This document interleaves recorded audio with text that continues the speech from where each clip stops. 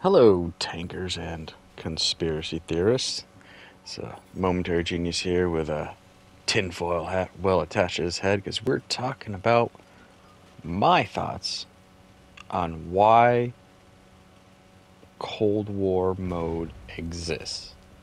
Much debated, still questioned, sort of accepted, but for me, I think we need to get a little crazy, but also towards the end will be totally plausible. So we're going to start with, hopefully I can get this done in one shot.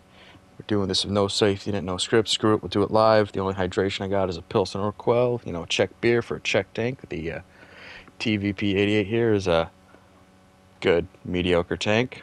I'm found myself just, just grinding the tank while also working on, the VFM5, British Lights, and the whole British tank line I'm still working on. Tech tree, I should say.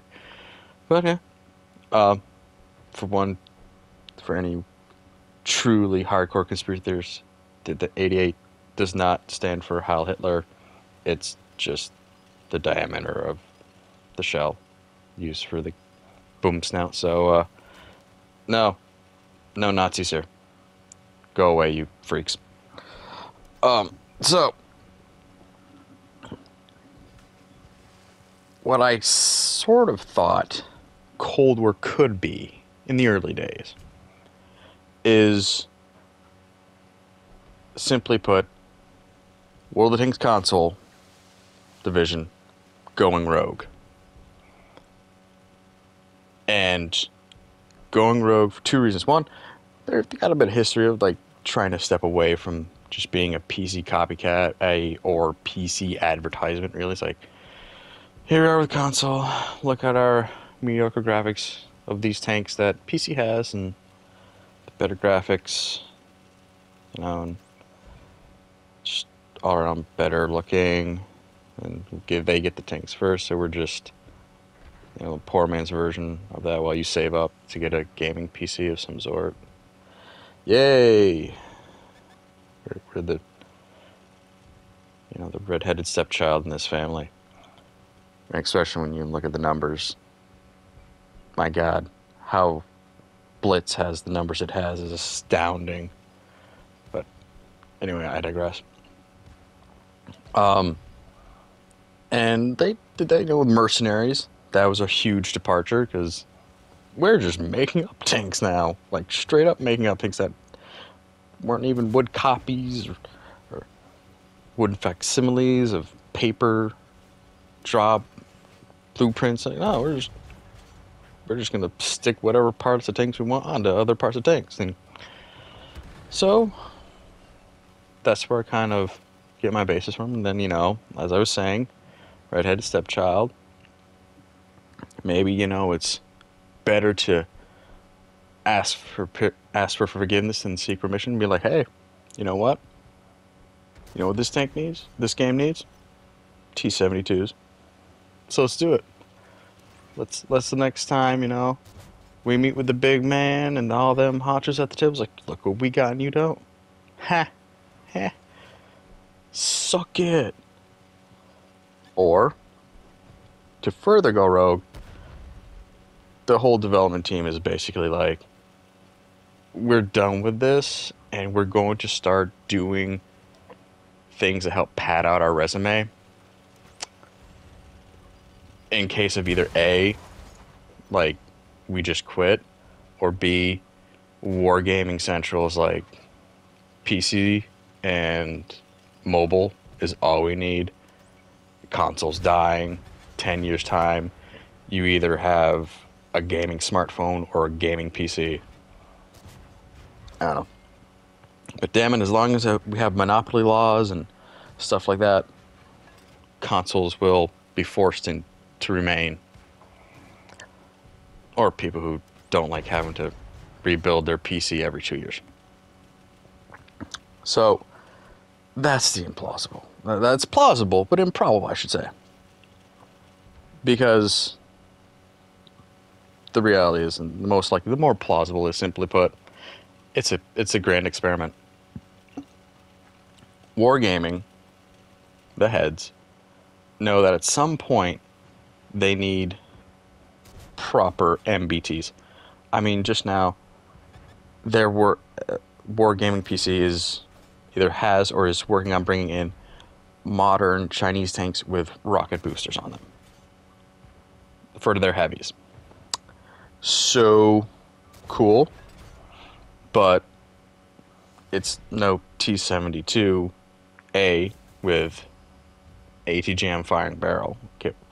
So they got to do something there because of fans at some point. As the generations progress on here, fewer people are interested in, Shermans, M3Ds, and stuff like that. And more of like, with the current world we live in, it's like you see more T-62s, T-64s, T-72s, T-80s, Leopards, stuff like that on YouTube, things discussed in the news. So why can't we play these tanks? And the competition, War Thunder's gone so much, they're starting to bring in drones into the game, into their game. So it just makes sense that at some point they gotta bring in some newer, more modern stuff. But with the tiers 1 through 10, it could be a problem because, while Blitz does have the Kampfpanzer, or the MBT-70, it doesn't shoot ATGMs. Guided missiles, that, and with mobile, that'd be crazy. And then with like how it was discussed of being a tiers 11, just continue the tech trees, tiers 11, 12, and 13. How would you feel about your mouse going up against a BMP-2 or a T-72A, AV, and their ATGMs? So Artie's blasting you away from on high.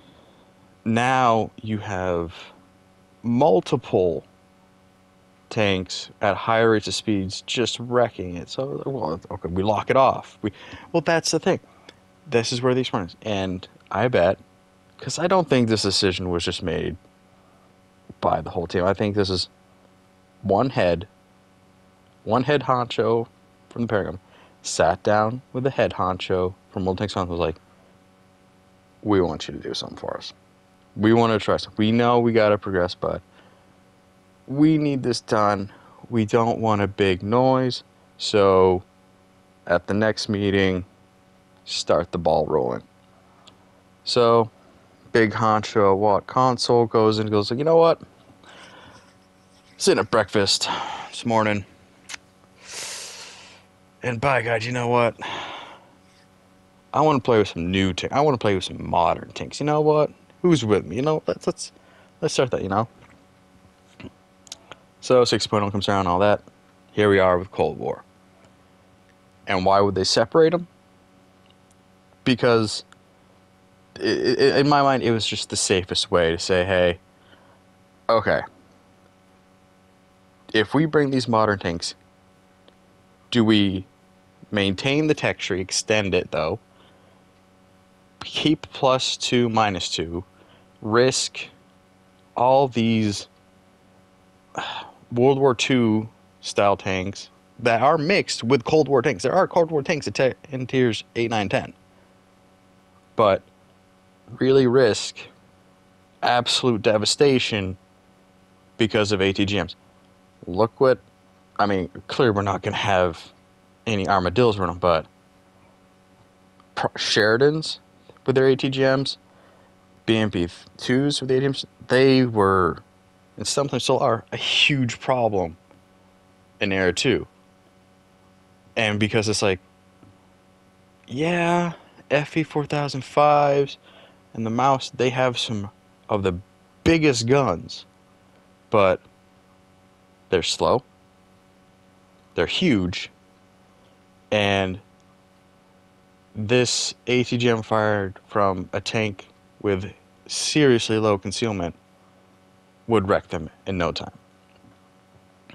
So, and of course, arty players, like, how am I supposed to one-shot all the heavies when the Sheridan does it now? It spots the thing and then blows it up before I can even aim in. It's no fair. I'm the god of this game. Woohoo. Hold up. I need some of my brain juice here.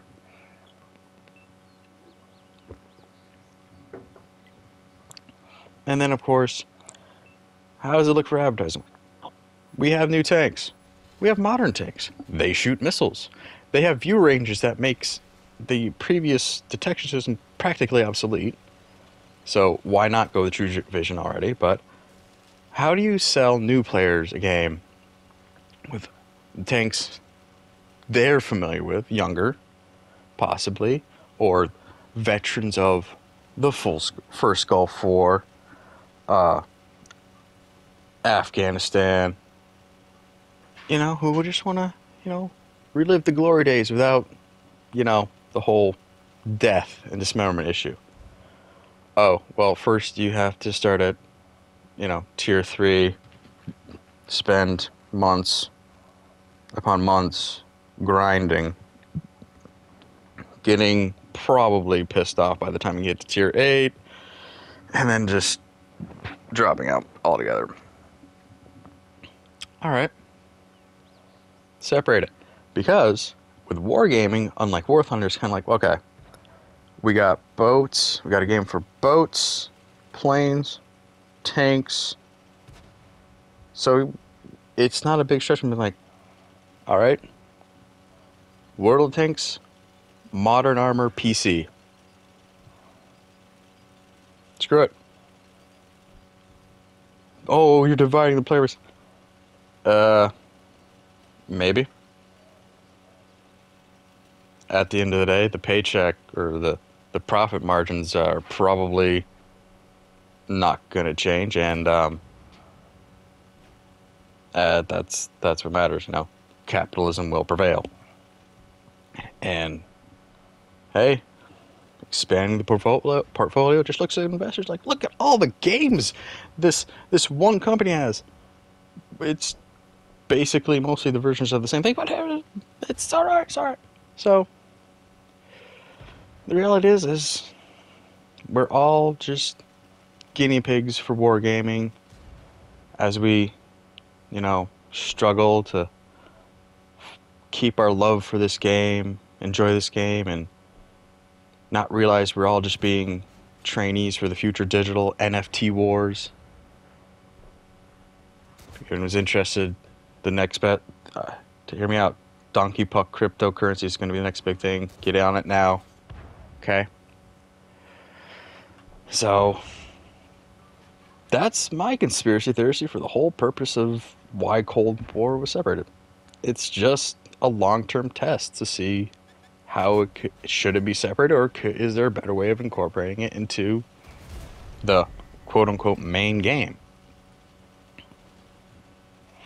Time will tell, because something on this game-changing, for lack of a better term, is probably something handled with as little risk to the main moneymaker, while still at the same time allowed to hopefully be tested.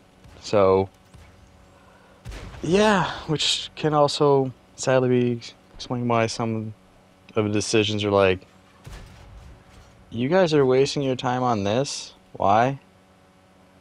I don't know. The boss told us to, and we're like, okay.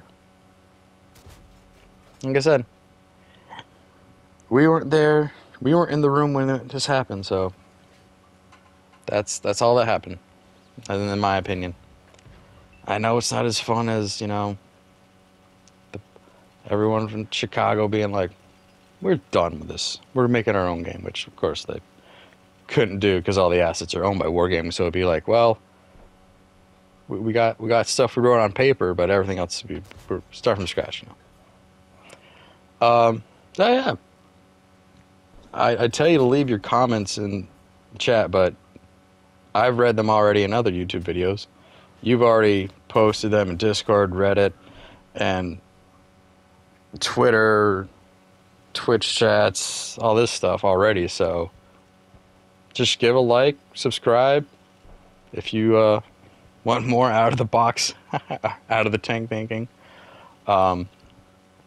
So with that said, I hope you keep your treads on the ground, and I hope the RNG's in your favor. It's a momentary genius. Hope to catch you in the next one. Bye.